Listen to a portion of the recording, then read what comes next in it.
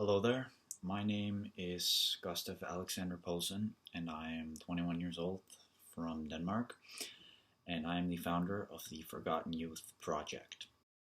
I'm making this video to talk a little bit about why I decided to start this project, and also to share my personal story of how the lockdowns have taken its toll on me mentally. I'm going to try to do this in one take, but I might have to do some cuts throughout.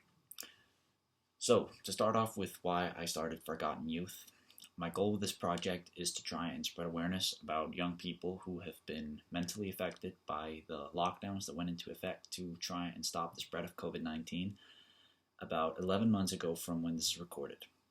I hope to do this by gathering and sharing stories coming directly from affected young people who want to open up about their struggles, get it off their chest, and who want their voice heard. I believe something that isn't talked about enough publicly and that unfortunately fades into the shadows is that many youngsters, including myself, are essentially being robbed of the essential formative shaping years in our youth and the opportunities that comes with them. The years where we graduate, where we go to university, where we travel, explore the world and meet people, where we meet our first love, where we live through the transition into adulthood. The years where we, in general, have the freedom to do what we want and have countless opportunities to shape ourselves and become our own person. And those very opportunities, some to higher extents than others, but still to an extent, have currently been taken from us.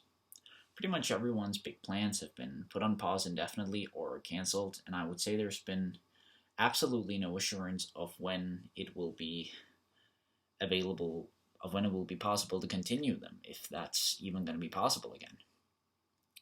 That includes everyone from people like me who just want to explore the world and meet people, to people who don't get to start up university properly given all the social aspects of it are set aside and most lectures aren't given properly, to foreign exchange trips that are being cancelled or left unfinished, and so many more things I feel go unnoticed.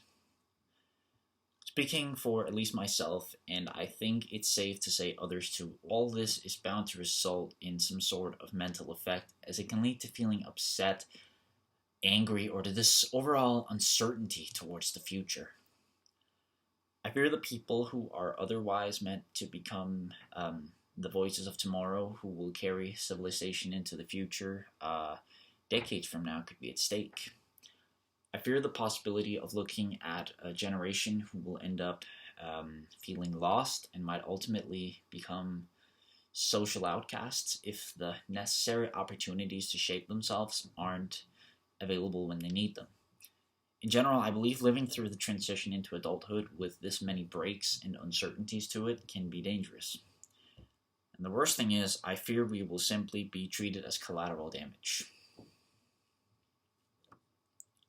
But who am I to say these are among the only reasons young people are being mentally affected by the lockdowns, and that it is only young people for that matter? I am certain it has happened to many people of all ages and for a number of different reasons.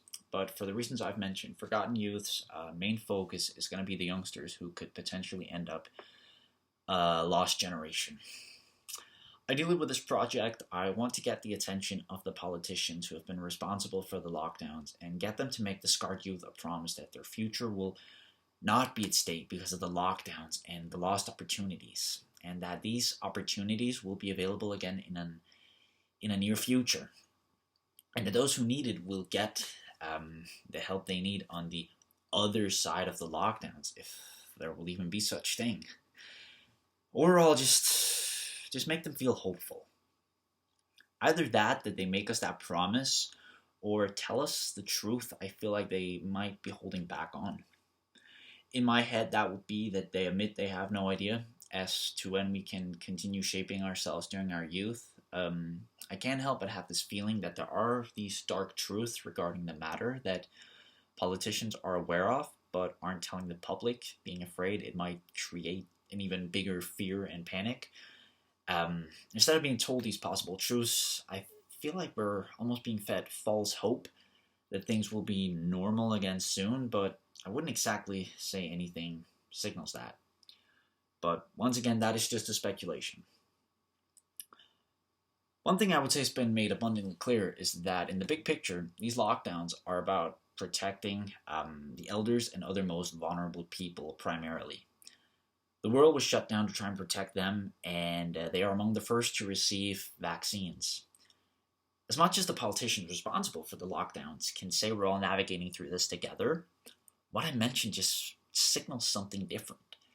That it's solely about protecting the most vulnerable. It feels like the mental health problems that can be found among the youth I have talked about aren't as important in their eyes. That's simply a necessary sacrifice and collateral damage that must be done in order to protect the most vulnerable. It makes me feel set aside. In general, I feel like this is a case that is already being sidelined for the most part, and I fear it's going to be so even more in the aftermath of the disaster. Um, I think it's likely all focus is going to be shifted towards rebuilding the economy and mass distributing and rolling out vaccines. I want to do my part in making sure that the young people who are currently feeling upset, lost, and uncertain will get the help they need so they can feel hopeful again. I also want to make sure, should a similar situation ever be on the horizon again, that an entire generation and their opportunities aren't sacrificed and sidelined in the process.